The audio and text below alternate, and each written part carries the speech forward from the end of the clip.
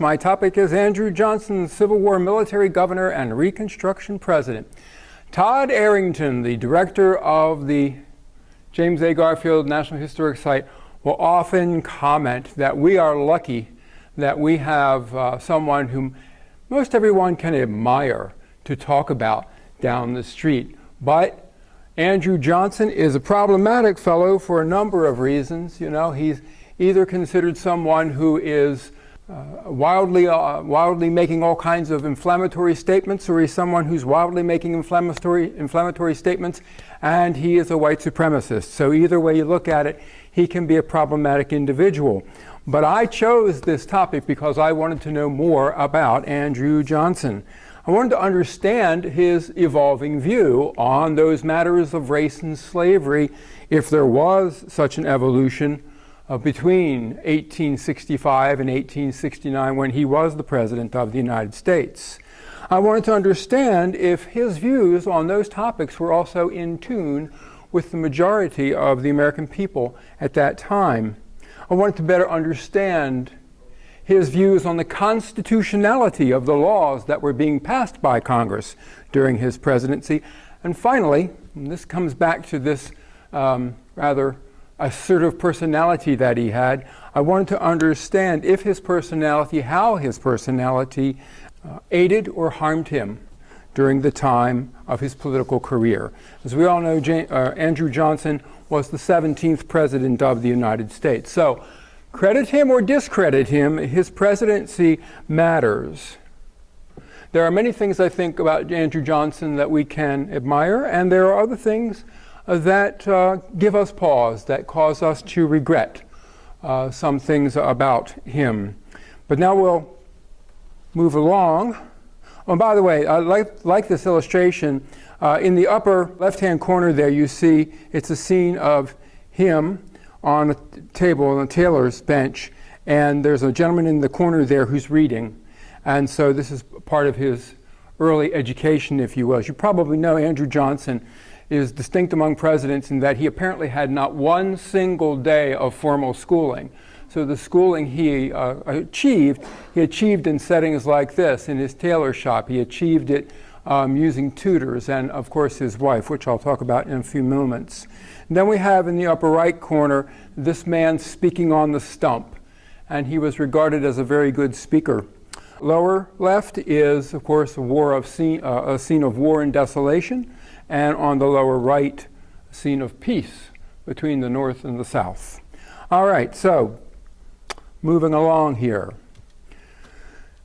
Andrew Johnson was born on December 29th, 1808, to Mary McDonough and Jacob Johnson, who were very poor people. They were among the mudsills, the poorest of the poor.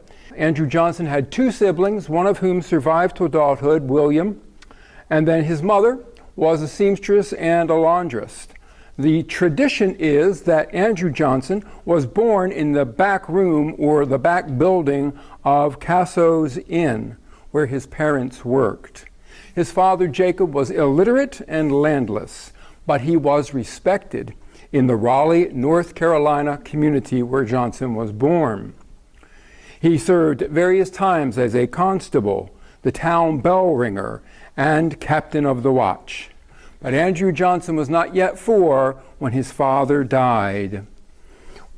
One day, according to stories about the death of Jacob Johnson, one day he saved 3 men who were drowning in a nearby stream.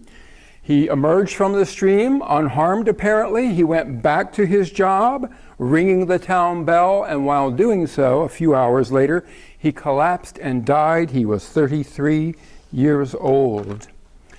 He was eulogized in a local paper as a man who was esteemed for his honesty, sobriety, industry, and humane, friendly disposition. So I'd like to tell that story because, first of all, it was a new story to me a few years ago, and I just thought it was a really interesting take on Andrew Johnson's parentage. It's a wonderful story, I think, telling us about someone who was, though very low on the social ladder, still respected. There's a familiar story in Andrew Johnson's early life about him running away from the tailor to whom he had been indentured at the age of 14. So at 16, he ran away from James Selby, who had a tailor shop in Raleigh, North Carolina.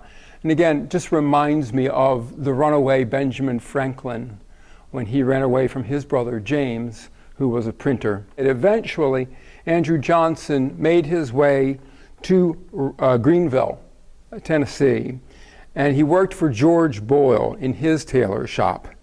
But up until this time, of course, again, we have this very poor boy, no advantages at all, but he saw other people in the Raleigh community who were much better off than he was. And in a biography that was written of him back in the 1920s, this was what was stated. But as the child grew and looked about and saw other children at play or at school living in comfortable homes with gardens of roses, while he, a bound boy, was penned indoors or after the day's grind trudged afoot, could he do less than contrast his lot with theirs? The point of this is that, of course, Andrew Johnson maintained a resentment of people that he regarded as aristocrats all of his life.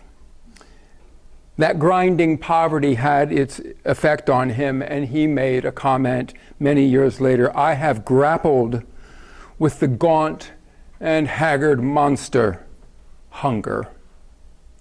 But despite his very poor beginnings, like James Garfield, like Abraham Lincoln, like Benjamin Franklin, Andrew Johnson possessed a zest for learning. And as a tailor's apprentice, he enjoyed listening to the educated men who came to the tailor shop and discussed issues, read the newspapers, read from books, and this just enticed Andrew Johnson's imagination. He also was a very assertive person, and that may not come as any surprise to anyone if you know anything about Andrew Johnson. But the comment was made that among the lads of the town, he was always the leader of the crowd, and somehow Andy would have things his own way. Andrew Johnson had a determination to succeed. And again, I think that's just an important thing to point out, that he came from nothing, and like an Abraham Lincoln, like a James Garfield, and like that poor boy who was Benjamin Franklin, he was determined. So he had that kind of spirit in himself. And when he got older, he commented again on his background. In a debate with a politician in the Tennessee legislature, he said this, "Sir, I do not forget that I am a mechanic. I am proud to own it. Neither do I forget that Adam was a tailor and sewed fig leaves, or that our Savior was the son of a carpenter." Johnson was a very good tailor. He made money, and soon he began to make investments in land, and over time he acquired large land holdings. He said at one time, "Without a home, there cannot be," let me say that again. "Without a home, there can be no good citizen. With a home, there can be no bad one." Now that may have been a truism in his time. I'm not sure that it still is today, but nonetheless, it gives you some sense of his values and the idea of the home, stability, those things were important to him. When he first arrived in Greenville, very soon after, he met Eliza McCardle. She was with a friend of hers, a girlfriend, and as he passed by, the story is that Eliza McCardle said to her friend, "There goes my beau, mark it." They were married within 2 years. She taught him to write. She improved his reading and his spelling, which was never good, even in later life. And she also taught him basic math. But again, Andrew Johnson was a political animal. There, I should have showed you that, shouldn't I? There we are, Eliza McCardle. Listening to people reading in the tailor shop and engaging himself in debates in the tailor shop and in the community, he discovered that he had a talent for public speaking. And again, I would make the connection to James Garfield, who discovered the same thing as a young man. But he was blunt. He could be petty, and he was fiercely dedicated to his principles, which were pro-mechanic, which is to say, pro-laboring man. And he was anti-aristocrat. He believed in economy in government throughout his political career. His style was described years later in a comment from in a New York Times article.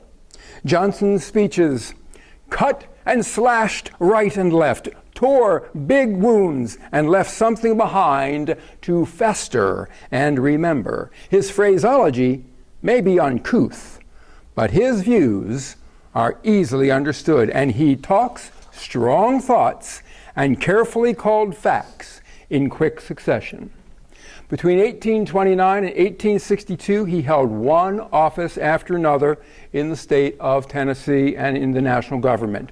Alder and mayor of Greenville, state representative, member of the House of Representatives, governor of Tennessee, and U.S. senator from Tennessee. Johnson inspired admiration, he inspired contempt. He inspired enthusiasm one way or the other, but he never inspired indifference. People had very strong views about Andrew Johnson, for him or against him. He was described as having an incisive mind, smart man, and an insatiable ambition. And he maintained an abiding bitterness toward the Southern planter aristocracy throughout his career. In his pre-Civil War years, he was an advocate both in Tennessee and in Washington of a Homestead Act. He wanted to provide the laboring classes with money, with land, in order that they might settle themselves and improve their lots on 160 acres of government land. He was also very interested in public education, another comparison I will make with James Garfield, who was equally concerned about public education during his political career. Johnson, as you probably know, was the only senator from a seceding state who remained loyal to the Union. He said during the secession crisis that secession was treason and treason must be punished. There must not be treason against the government. By June of 1861, Tennessee was out of the Union. And on March 4th, 1862, Abraham Lincoln appointed Johnson to be the military governor of Tennessee. He had the rank of brigadier general. When Ulysses S. Grant, who'd recently been at war in Tennessee, met Andrew Johnson, he described Johnson as a short, stocky man with smooth face, swarthy complexion, and an air of obstinate determination. So you get, again, this personality, he is a tough character. Lincoln gave him the power to establish all the necessary offices, civil offices in Tennessee, and military tribunals to suspend the writ of habeas corpus. Lincoln said to Andrew Johnson, your purpose is to reestablish federal authority in this state. Now, of course, Johnson had a career behind him at this point, and there were a lot of people who did not like Andrew Johnson, and certainly the Tennessee Confederates did not like Andrew Johnson. And one of them wrote to him, "Go it, Andy, this is your day. But while you are going so high, you must not forget that every dog has its day. We are preparing a nice coat of feathers for that occasion, so when we have the chance, we will turn your black skin red, and then, Andy, your black friends will not know you." So even by this time, it was known that Andrew Johnson one-time slave owner and defender of slavery, was beginning to change his view about slavery. In the first weeks that he was the military governor of Tennessee, he took many actions to hobble the Confederacy. He seized the Bank of Tennessee and the court records left by Confederates. He arrested clergy who were preaching treason. He had the press supervised by the military. He installed unionists in civil offices, and he created military tribunals to try those who had committed acts against the Union Army. He offered amnesty to those who would renounce secession through an oath declaring loyalty to the Union. And when the mayor and the city council of Nashville refused to take that oath, he appointed a new mayor and a new city council. So he just got rid of them. On May 9th, so 2 months into his administration as military governor, he issued a proclamation, and in it he stated that anyone who caused physical maltreatment of one civilian unionist would see as a result the arrest of 5 Confederate sympathizers. And he said that anybody who interfered with the Union Army in Tennessee would be banished to the South. But again, we come up on Andrew Johnson's assertive, aggressive personality.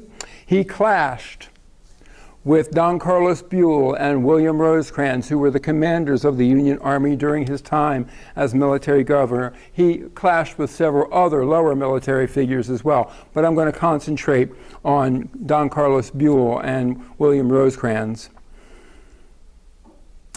He wrote to Secretary of War Edwin Stanton in March of 1862, "This place, Nashville, as I conceive it, has been left almost defenseless by General Buell." And he wrote to Lincoln complaining of the petty jealousies and contests between generals wholly incompetent to discharge the duties assigned to them. He believed sincerely that Buell secretly favored the Confederacy. And when Buell proposed to evacuate Nashville, the two men clashed again. Johnson said at that time that he would remain in Nashville if it was reduced to ashes and they would find his body under the ashes. He would not leave Nashville. He would not abandon his post. His clashes with Rosecrans in part originated because at this time the secession sympathizers in Nashville and in the area outside of Nashville would treat with General Rosecrans. They recognized him as a military authority, but they wouldn't treat with Andrew Johnson nearly as much, and so this created some tensions between Johnson and Rosecrans. And something else that Rosecrans did, independent of Johnson, was he set up a police force to monitor activities in Nashville. And again, he did this without consulting Johnson, and this really nettled Johnson. So what are some positives and negatives about Andrew Johnson as the military governor of Tennessee? Again, some people regarded Johnson as an uncompromising, imperious, and dictatorial person. But Lincoln admired Johnson's physical and his moral courage. He was uncompromising, but he was efficient too, in raising and supplying troops, in establishing a state militia, the Johnson Guards, in commandeering the Memphis, Clarksville, and Louisiana Railroad for transporting troops and supplies, for confiscating abandoned Confederate property, assisting the people left indigent by the war through special taxes on Confederate sympathizers. He used the railroads to transport firewood in the winter months for free so that that firewood could get to those who needed it. Johnson intervened on behalf of remorseful deserters with General George Thomas, with whom, by the way, he always maintained good relations. And when the Emancipation proclamation was issued, Johnson supported Lincoln's call for black troops, and he worked to employ such troops in Tennessee. So slavery. This is, of course, a major issue, slavery and race. This is a major issue for Andrew Johnson and all of his contemporaries. Late in 1862, Johnson came out against slavery because he saw it as a threat to the Union. So I want to make that clear. He saw it as a threat to the Union. He may or may not have believed at this point in his heart, and I think he probably didn't, that it was also the morally right thing to do. But in terms of its effect on the Union, he saw it as something that was harmful to the Union now and would have to end. The time has come and is now open to us. Institutions are not to exist that are more powerful than the government itself. If it is the banks, pull them down. If it is the aristocracy, pull it down. If it is slavery, pull it down. Johnson was a white supremacist, but so were most white Americans of his day, whether they lived in the South or the North. However, he also made statements supporting the right of blacks to make their way in life without hindrance or harm. For example, as a candidate for the vice presidency, he said, "Freedom means liberty to work and at the same time to enjoy the fruits of one's labor. If he can rise by his own energies in the name of God, let him rise." And then he says something that now is going to speak to his racist attitude, again common for people of his day. "I do not mean to say that the Negro race is equal to the Anglo-Saxon. If the Negro is better fitted for the inferior position in society, the laws of nature will assign him there." But again, he's advocating immediate abolition to save the Union. "There is but one rope left unsevered which fastens Tennessee to the pirate ship of rebellion. That rope is slavery, and it must be cut immediately." Now, like other people of his day, Johnson could advocate abolition, but also hold the view that our federal and state governments were meant for the white man, to be controlled and administered by him, and the Negro must assume the lesser position. So you see these various views, not all of them admirable today, that are coming from Andrew Johnson, but again, also from other people of his time. By November of 1864, when Johnson was elected vice president, Tennessee was a devastated place, a place of starvation and nakedness. After much wrangling, a state convention finally met in January of 1865, and as a Unionist, Johnson urged the adoption of 2 amendments to the state constitution: the immediate abolition of slavery and the repeal of the 1861 ordinance that placed Tennessee in the Confederacy. Johnson's reputation as a loyal Democrat from a southern state and Lincoln's respect for his work as military governor led to his nomination in 1864 on the Union ticket with the Northern Republican Abraham Lincoln. No one expected that Johnson would become president, but fate decided otherwise. When Johnson acceded to the presidency, he intended to follow the same easy Reconstruction plan that Lincoln had pursued. But the radical Republicans, like Senator Benjamin Wade of Ohio, had a false impression of Johnson based on his very strong record as the military governor of Tennessee. "Johnson, we have faith in you. By the gods, there will be no trouble now in running the government." So, of course, he's knocking Lincoln there because Lincoln was such a thorn in the side to the radicals in the Republican Party. Those words, though, Wade's words hint at the situation facing the country with Lincoln out of the way. A desire on the part of some in the North to punish the South for the sin of disunion, and a determination to advance blacks in that section to a position of political equality with whites. Now, from the Southern perspective, we have a people who are devastated. There is a heavy death toll, and there are thousands and thousands of crippled young men returning to the South. They endured the psychological shock of their defeat, the destruction of their dream of an independent Confederacy. And Southerners feared Northern domination and the social and political liberation of the formerly enslaved. So you can see this is a really tense situation, even now after the war, between the North and the South. And black people were caught in the middle. Black people are caught in the middle between these two sides, North and South, all white, caught in the middle between two groups of white people who are still arguing with each other, still fighting each other, even though the guns have stopped firing. Albert Castle, who wrote a book on Andrew Johnson's presidency, saw Reconstruction as the critical problem of Andrew Johnson's presidency, of course. And how to bring the South back into the Union, and what would be the status of blacks in a post-Civil War America, a post-slavery America. Now again, some historians believe that Johnson's primary goal was to maintain white supremacy, but other historians, I think most notably Hans Trefus, see it otherwise.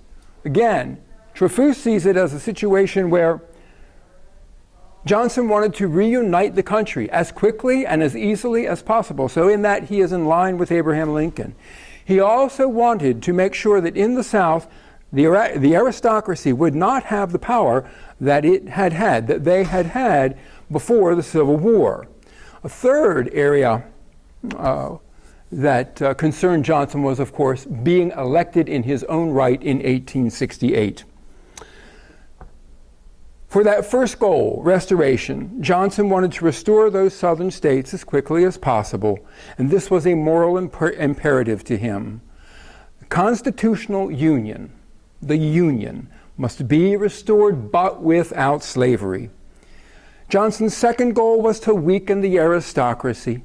He opposed universal Negro suffrage on that score because he believed that most blacks would vote with their former masters in elections and would vote essentially against the laboring classes of whites.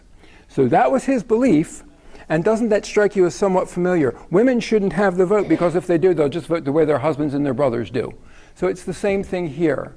Oh, these black people are going to they're just going to vote the same way their masters did. The way their masters do. So on that score, he's opposed to universal Negro suffrage, and he also believed, like many people of his day, that blacks weren't yet ready to participate in a democratic republic, in the politics of a democracy. I'm not going to talk about his third goal about being elected in his own right, otherwise we'll be here much longer. So we're going to just stick with those other two goals, reuniting the country and weakening the aristocracy. May 29th, a little over 2 months into his presidency, he issued a proclamation. To foster that speedy restoration, Johnson pardoned, with exceptions, all participants in the rebellion and restored their property to them, except slaves. He also required a loyalty oath from these now pardoned individuals. Now, among those who were excluded from pardon were 14 categories of citizens. Among them, all the military and civil officers of the Confederacy and persons who were worth more than $20,000 a year. There's your aristocracy. He's freezing them out. He believed that anyone who was eligible to vote in 1860 and who had sworn loyalty to the Union should be allowed to vote once again in elections to elect new governors, new legislatures, conventions, to alter state constitutions to eliminate slavery. This proclamation was well received by the press and apparently, one assumes, by the American public. This is the point. In the first weeks and months of Andrew Johnson's presidency, he was still respected. He was seen as someone who was strong, who was carrying on Lincoln's policies. He was in a good place at the beginning of his presidency for the next several months. He had a free hand because Congress was out of session at this time and throughout the summer, of course, from the spring throughout the summer into the late fall. Congress is out of session. And during that time, Johnson appointed provisional governors to all the states. Elections were held and legislatures were elected.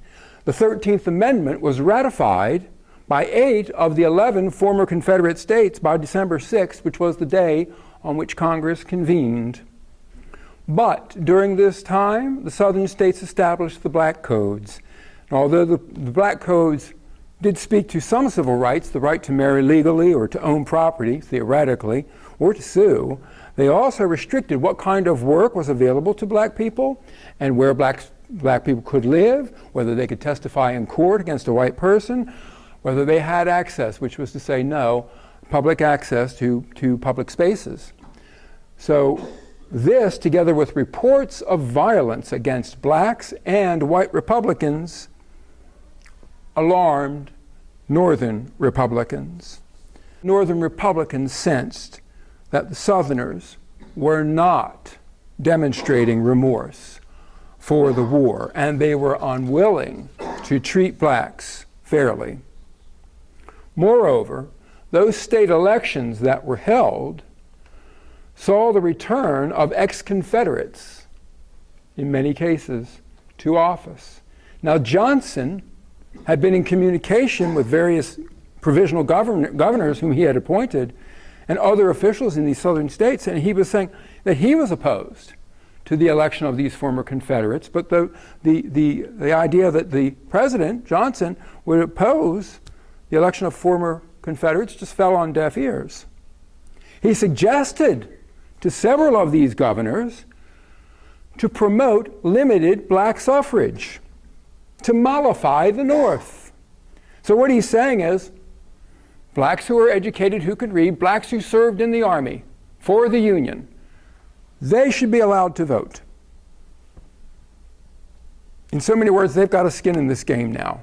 They should be allowed to vote. But again, he said this, and this was the only time he really said it, he said this to these various governors, but he was ignored. The Northerners were shocked by the Black Codes and the results of the election. But again, Johnson was popular. Still, as Congress reconvened at the end of 1865, the tensions between Johnson and the radicals in Congress began to make themselves known. In addition to the Southern elections and the result and the Black Codes, radical Republicans grew concerned over the many pardons that Andrew Johnson had given during the time when he was running the show by himself without Congress having a hand in it. Johnson would argue that there were so few loyalists in the South that he had to appoint people who might be questionable because he wanted to get the civil governments operating again. Radicals like Charles Sumner, Thaddeus Stevens, and Benjamin Wade in Congress believed that they had to do something. They had to override Andrew Johnson. But that will come shortly. In his message to Congress on December 4th, like Lincoln, Johnson refuted the idea of state suicide or conquered territory. So state suicide was an idea proposed by Thaddeus Stevens. These southern states had committed suicide. They're no longer part of the Union. We can do with them as we wish. Charles Sumner had a similar idea. He said they're conquered territories. We can do with them as we wish. And that even included, among some, redrawing state boundaries and such. But anyway, Johnson said this, The perpetuity of the Constitution brings with it the perpetuity of the states. They're not out of the Union. Their mutual relation makes us what we are, and in our political system, their connection is indissoluble. The whole cannot exist without the parts, nor the parts without the whole. He also said in his December 4th message to Congress, what we would think of today as the State of the Union, that Negro suffrage was a matter for the states, not the federal government. And technically, he was correct. That's what's in the Constitution. Who gets to vote is decided by each state individually. He said that a concession of the elective franchise voting to the freedmen will establish a change of suffrage in the northern, the middle, and the western states, not less than in the South. He also said, though, in defense of the rights of the freedmen, it is equally clear that good faith requires the security of the freedmen in their liberty and their property, their right to labor, and their right to claim the just returns, the wages, of their labor. Again, he stressed that his sole purpose at this time was the restoration of the Union. Suffrage was a secondary matter for him. Editorial comments around the nation were generally favorable to Andrew Johnson. There were moderate Republicans well known to the American public, people like Lyman Trumbull of Illinois, close associate of Abraham Lincoln, William Pitt Fessenden from Maine, who had served in Lincoln's cabinet, and James Grimes of Ohio, who wanted to cooperate with Andrew Johnson. And I might add also James Garfield, in this very early period, was willing to cooperate with Andrew Johnson. But this idea of Negro suffrage, this is a controversial idea in the 1860s, in the aftermath of this Civil War. The radical Republicans favored universal suffrage for blacks. All black males would be given the vote. The moderate Republicans either preferred to defer the discussion of suffrage, or they would, again, support limited black suffrage to the educated free blacks, to those who had served as soldiers in the Union Army. Like Johnson, for the moderates, restoring the Union, ending slavery, that was enough. That was a good beginning. Neither the moderates nor Lincoln nor Johnson favored universal suffrage. All were willing to consider limited Negro suffrage. So, from Johnson's point of view, what is practical and what is constitutional? He understood the South. He knew that Southerners were very, very nervous about the idea of blacks suddenly having political power. He also, again, looked at the problem constitutionally. He said, well, the federal government has no role here, has no voice here. This is a matter for states. So the trouble, though, the real trouble for Johnson began in February of 1866 with the Freedmen's Bureau Act, the Second Freedmen's Bureau Act. Again, moderates Trumbull and Fessenden had consulted with Andrew Johnson about this extension of the Freedmen's Bureau bill, to extend the life of the Freedmen's Bureau beyond 1867, to promote schools, to protect civil rights, to grant lands. Apparently in the meetings that Johnson had with Trumbull and Fessenden, he said very little.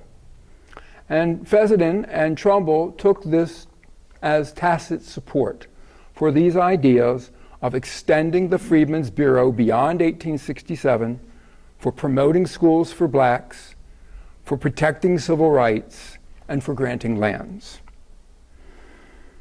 But Johnson vetoed this second Freedmen's Bureau Bill on February 19th, 1866. He said that it allowed for military occupation of one part of the country in peacetime. That was unconstitutional. It devoted federal money to one class of people, the freedmen. That was most unusual. He said it made the freedmen now dependent on the federal government, and that the whole act was an encroachment on the powers of the states. Of course, this did not go well with the radical Republicans, and it dismayed the moderates like Trumbull and Fessenden and Grimes and others. 3 days later, President Johnson addressed a crowd that had gathered in front of the White House on Washington's birthday.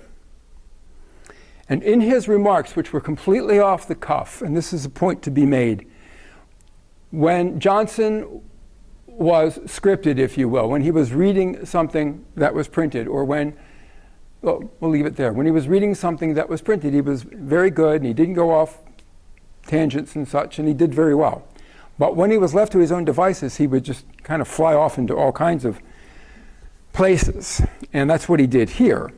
He said that he had been fighting traitors in the South for the last 4 years, but now he's fighting traitors in the North who want to concentrate all political power in the federal government. And he believed that that opposed the fundamental principles of our system. And at one point, someone in the crowd shouted to him, "Well, who do you mean? Who's opposing you? Give us the names." And he shouted out Thaddeus Stevens, Charles Sumner, and Wendell Phillips, a noted anti-slavery advocate in the 1860s. And again, these remarks reported in the press, reported in the Capitol, caused him great harm. A lot of people began to doubt whether they could work with Andrew Johnson. And then a month later comes the third and perhaps the most important blunder that Andrew Johnson made. He vetoed the Civil Rights Act of 1866 on March 27th. Again, this was a bill that was fashioned by the moderates. It defined citizenship to include anyone who was born in the United States. It permitted civil rights for all classes of people, but not suffrage. It did not mention anything about suffrage. And it said that it was illegal now. It would be illegal to deny rights based on race or condition of previous servitude. These moderates consulted with Johnson in the days before the bill was passed. Again, he said very little. They thought that he was with them. They were wrong. He vetoed it. He said that 11 states in the Union were not even represented by this bill. He said that blacks were not ready for citizenship. He said there was too much federal influence. And he said that the bill favored the black race over the white race. The moderates felt betrayed, and now they began to come over to the radical side. All of this happened so quickly. 1866 was a terrible year for the country. It was a terrible year for Andrew Johnson, because that summer he decided to take a swing around the circle. And against the advice of his cabinet, he went on a national tour with the goal of increasing support for his policies. The tour began in Baltimore and Philadelphia, and in Cleveland, he was taunted by a crowd. In St. Louis, he was asked if Thaddeus Stevens and Wendell Phillips should be hanged. He said this after having made the comment that men like Charles Sumner and Thaddeus Stevens were out to murder him. So now the question is, should Thaddeus Stevens and Wendell Phillips be hanged? Yes! Why not hang them? And in these remarks that he made in St. Louis and then continued to make in other cities in the country, he spoke of the crucifixion of Jesus Christ, and he compared himself as someone who was to shed blood for the nation. It's something that he did more than once, comparing himself to Jesus. When it was suggested at one of these rallies that he was being undignified, he shot back, "I care not for dignity." The reaction in the press was negative, as you can imagine, and there were suggestions that in many of these rallies he was drunk, and you all know about his inauguration as vice president where he was in fact drunk. So this came right up. Oh, he must be drunk. Well, the result of the 1866 elections saw that the Republican Party had an even larger majority in Congress. There were more radicals in Congress, and now the Republican Party could thwart Johnson's easy Reconstruction. In 1867, a series of military Reconstruction acts were passed by Congress. Among other things, they created 5 military districts, which meant that there were millions of Southerners now under military rule in peacetime. Military courts were established to handle assaults on the military and also to relieve the civil courts. State conventions were to be composed of white and black delegates to guarantee black suffrage. Johnson vetoed this bill. He called it unconstitutional. Again, we have military over the civilian population in peacetime. But Congress passed all 3 of these military Reconstruction acts over his veto, and he complied with them. He appointed various commanders to those 5 military districts, one of whom was Philip Sheridan, who was a known supporter of the radical Republicans. And when Philip Sheridan, who had the authority according to the military Reconstruction Acts, when Philip Sheridan replaced the governor of Mississippi, Andrew Johnson fired Sheridan. Well, that caused a great hubbub, and it also caused Ulysses S. Grant to take another look at Andrew Johnson, because Grant really respected Philip Sheridan. So now here's Johnson firing Sheridan. Grant is not comfortable with this at all. He's actually very much offended by it. Now again, we skip just a slight bit ahead, and we get to the Tenure of Office Act. So the Tenure of Office Act, of course, was designed so that President Johnson could not remove several high officials from their offices without the Senate's consent.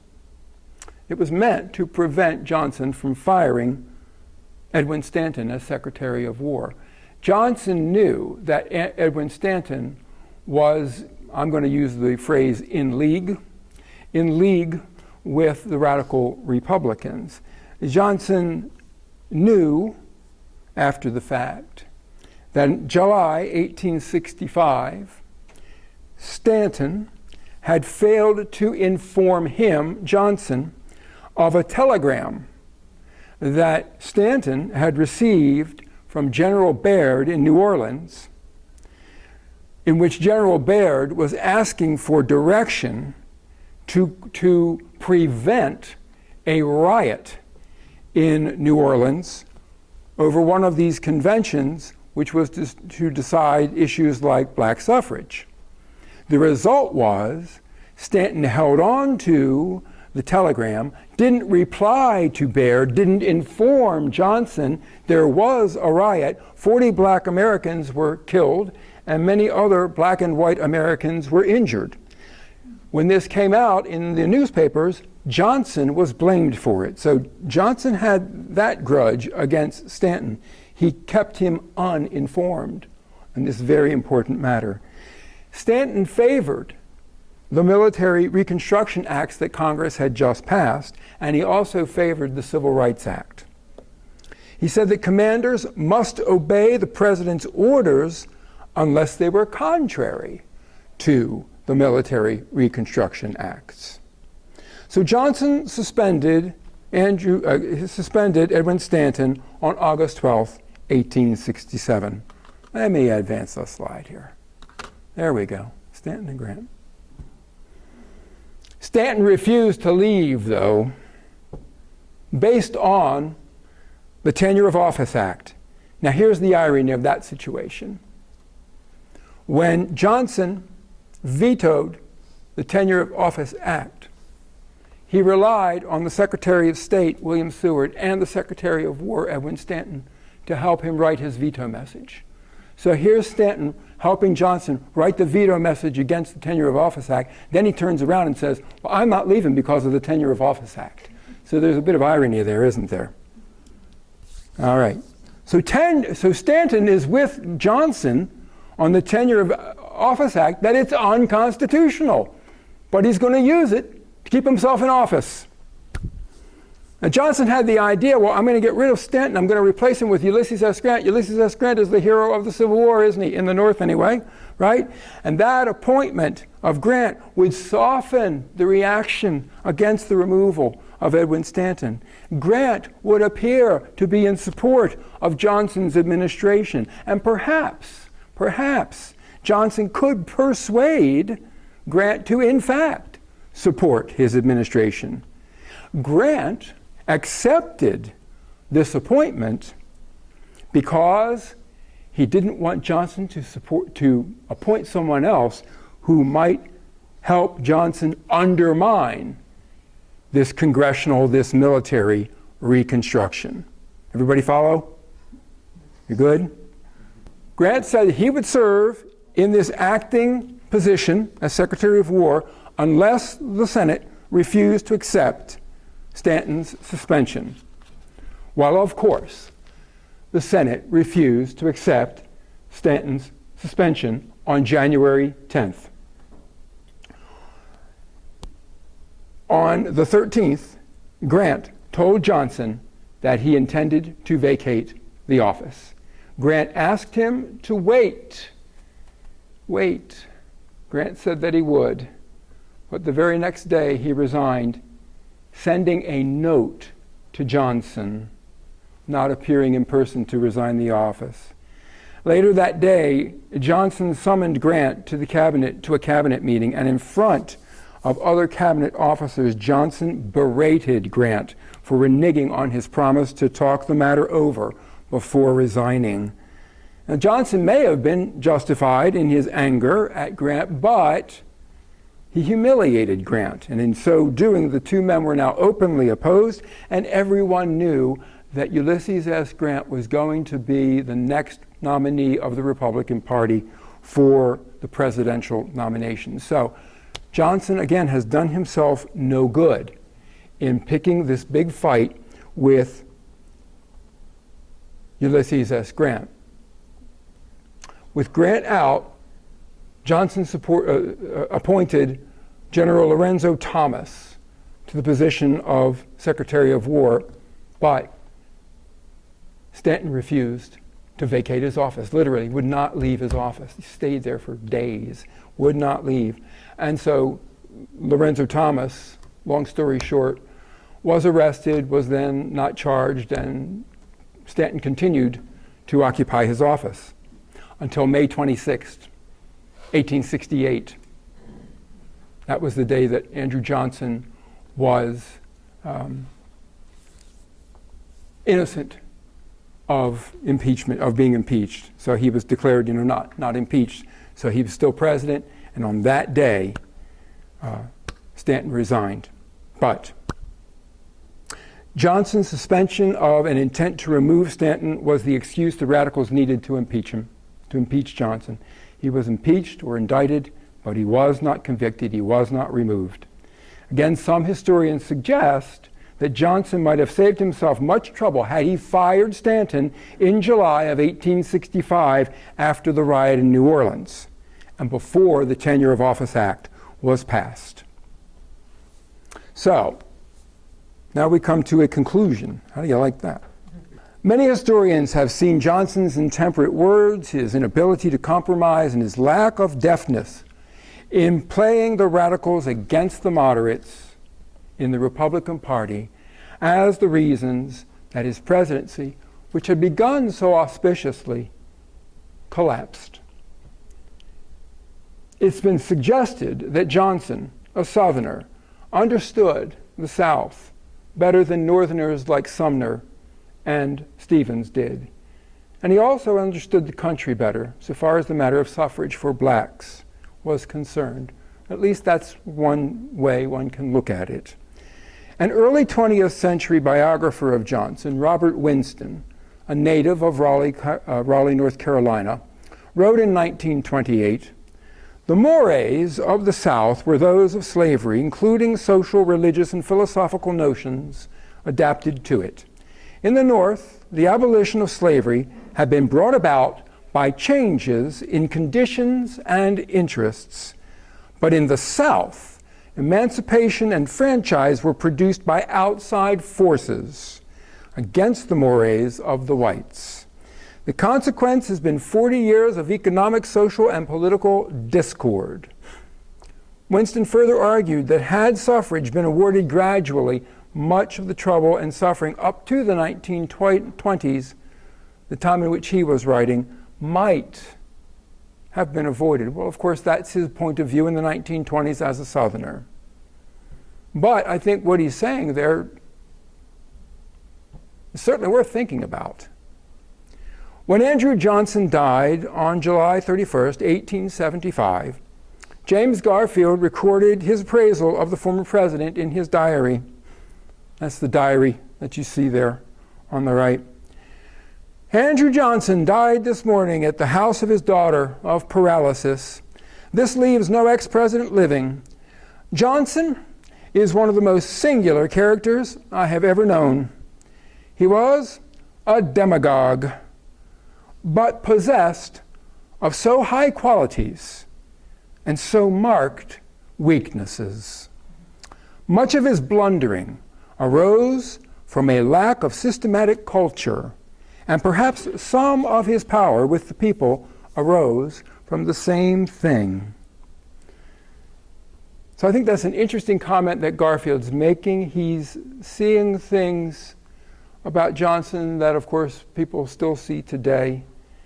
This man who had ability, but who also had some fatal weaknesses. And I think it's really interesting that James Garfield spoke about his lack of culture.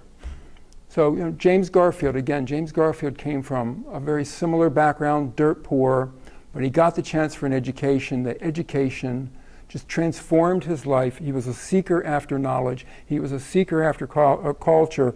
And here's Andrew Johnson, who has ability, but didn't get that education, didn't get that culture, and it made all the difference in Garfield's assessment of him.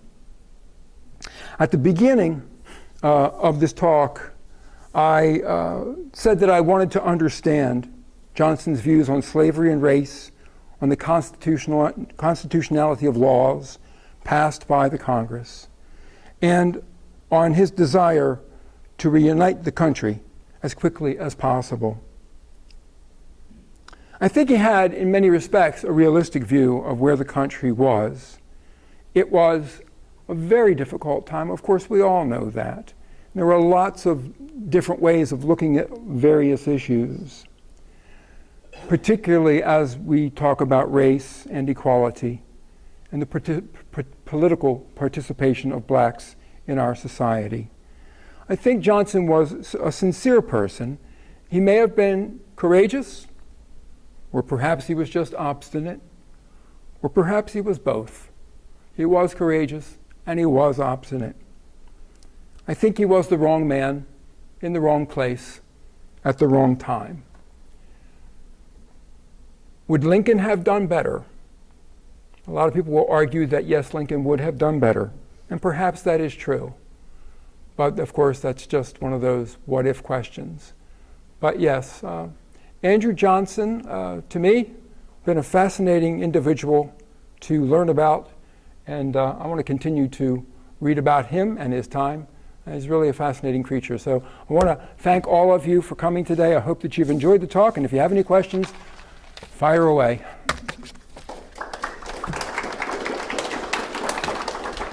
How are we doing for time?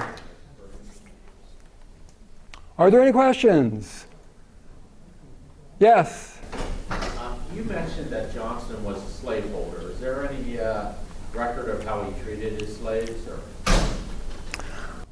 What record I've seen indicates that he was, okay, and I know this is, any way you describe this is going to be kind of, to me, touchy. He is described by his contemporaries as being a kind master. But yeah, exactly. What does that mean? You know, and you know, of course, there are people who will argue that the very condition of slavery indicates an unkindness in its very essence. So I guess we can assume that he wasn't somebody who was using a lot of physical punishments against the few people that he owned. And I haven't studied that extensively by any means. I don't think he ever owned.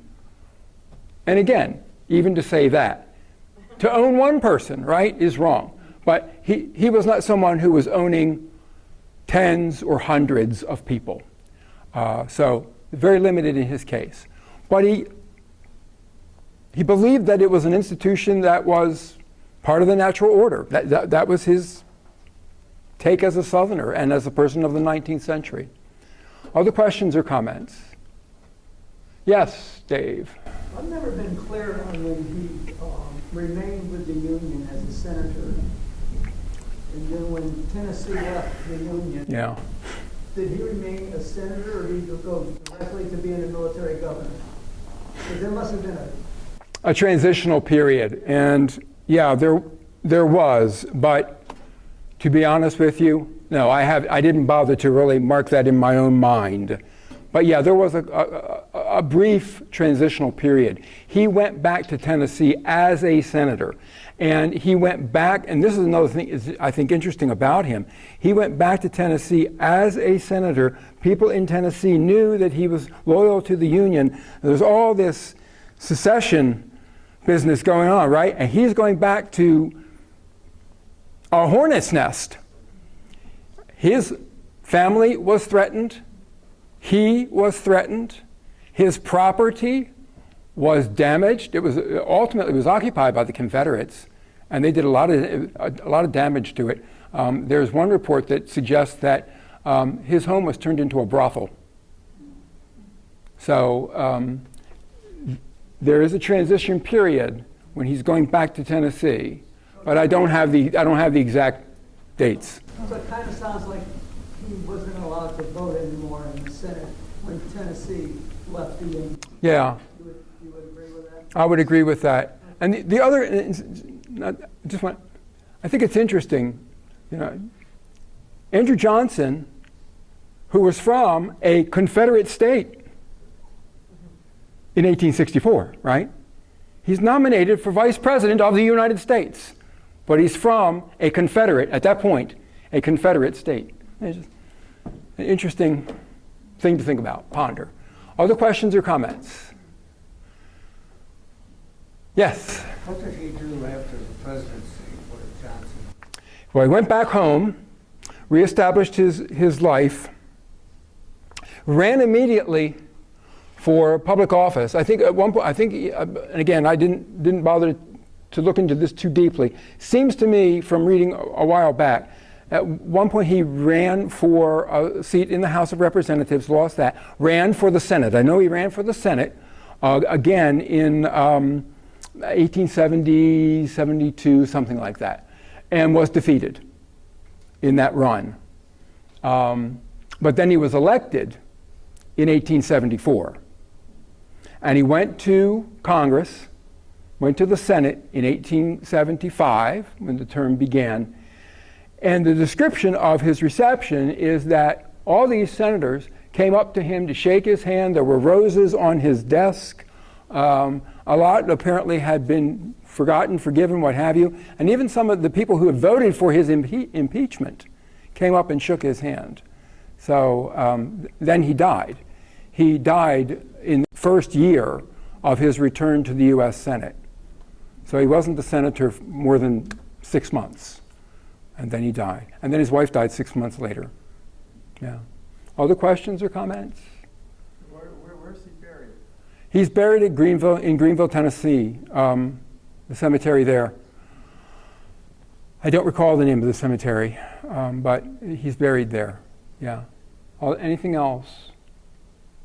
Did I leave anybody wondering about anything? It was a lot. You did so well. It was a lot. Thank you, Jason. Thank you. Well, thank you, ladies and gentlemen. It was a pleasure to be with you today.